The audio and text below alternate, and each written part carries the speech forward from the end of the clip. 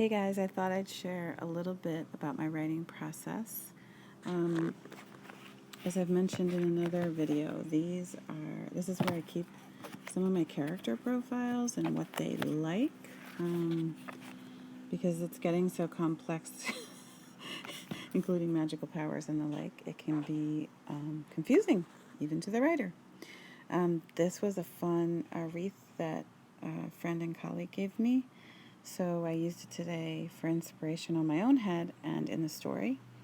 I write by hand because that's the way it works for me. Here you see a card I pulled called Vine Muin. I don't know if I'm pronouncing it right. Completion or Harvest from the Voices of the Trees.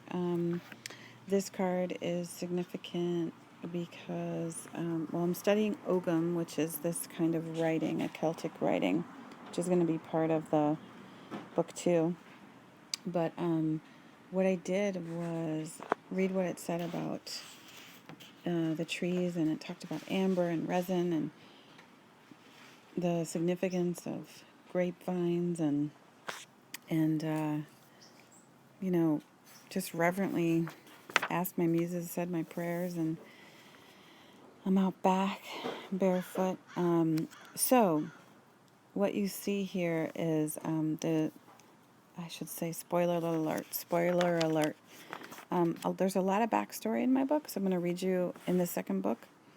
Gigi is Hildegard's grandmother, who is a major magical influence on her. And so Hildegard is Hurley's mom. So you're going to get kind of like how Hurley gets where he gets to be, but also it's instrumental in major adventures happening in book 2. So I'm going to read you a little bit. And if you subscribe to my newsletter, RebeccaVillarreal.com, I'll be sending out my first newsletter before the end of the year. And we're going to get the documentary film edited as well. So you'll be getting exclusive things like this through my newsletter. And I'll put the link below. It goes, after our forest adventures, Gigi takes me to her garden. One of my favorite parts is her great bandstand. Gigi loves to listen and talk to the trees, and she's taught me how important it is to sing to the trees and everything in nature. How else will the holy ones know you hear them if you don't sing their praises? Who are the holy ones, Gigi? And imagine Hildegard she's about Selma's age, so she's like 10 or so. Pie, she calls her pie, like pumpkin pie. They are the oaks, the maples, the birches, and the willows. Their honey is the amber around my wrist. And that's where I was learning about, what amber is. And my mom always had an amber necklace. That was my grandmother's. So it was kind of cool to see that as a connection to the trees. I don't think Mama would agree with you, Gigi. Oh, your Mama knows deep in her soul that God is everywhere, not just in her Sunday best, when her Sunday best is seated in church. I raised her to believe in all of it, the church, the trees, the magic of colors coming out of my paintbrushes. There's a great big world out there, Pie. God has many faces to many people, or even many gods. The main thing is to keep your heart open, loving, and pulsing with the yes. Yes, I shout. Yes, Gigi. This is like church in so many ways, except I get to go barefoot and get dirty. Gigi always encourages me to dance without shoes.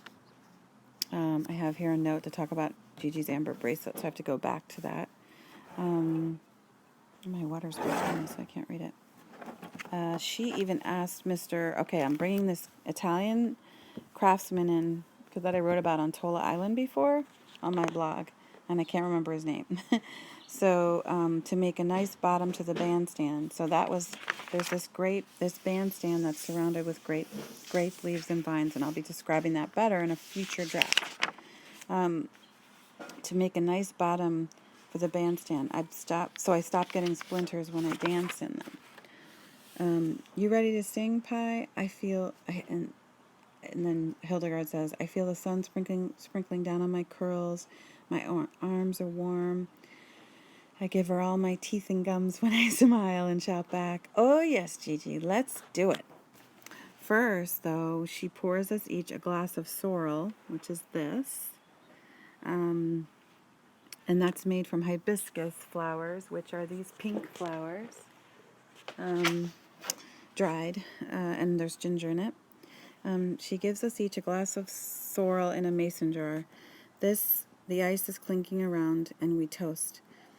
You say the toast pie. I look at that deep red color and think about the pink hibiscus flowers that made it, and I just start talking. To the blood of the trees on Gigi's wrist, right? So that's the amber bracelet. Amber, golden, hibiscus red, lift our spirits, root our feet. Gigi and Hildegard can't be beat. Oh, pie, that was marvelous, bellows Gigi. And then we drink the whole jar each. The ice clinks against my crooked front tooth, and the tart taste of the flowers and gingers stays on the roof of my mouth and my whole tongue. So now we go back to the beginning of the song and the ritual of when they're on the bandstand. Gigi is part Lumbee, that's a Native American tribe in North Carolina. So she pulls out her drum and starts beating it really slowly, and I get to use the flute for a bit.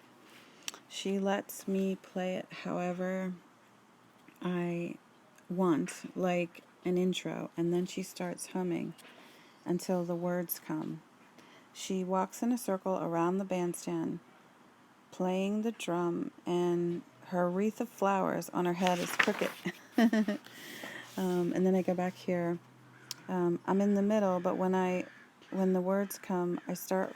Oh, so what? I'll work on this in the future drafts. But when Hildegard's in the middle, the words come, and I start following Gigi around in a circle.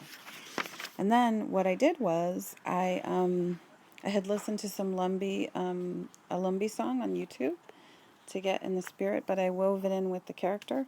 And then I just did a separate video from this where I sang the song, which you'll have to wait to hear until the book is finalized. But I sang the song. I made it up as I walked around barefoot in the backyard. And you can see my footprints. And it was a really fun song, so I'm very excited about it. And I had about 50 interruptions, including my husband finding me a great writing table on Craigslist instead of me dragging this table outside. So that's just a little insight into my process, and it's National Novel Writing Month. So if you have any desire to write a novel of your own, I strongly advise you to do it because even if you don't write every day, try to write a few lines or character sketches, just even what your characters like. And just start incrementally doing bits and bits because the world needs your story, whatever that is. Thanks and have a great day.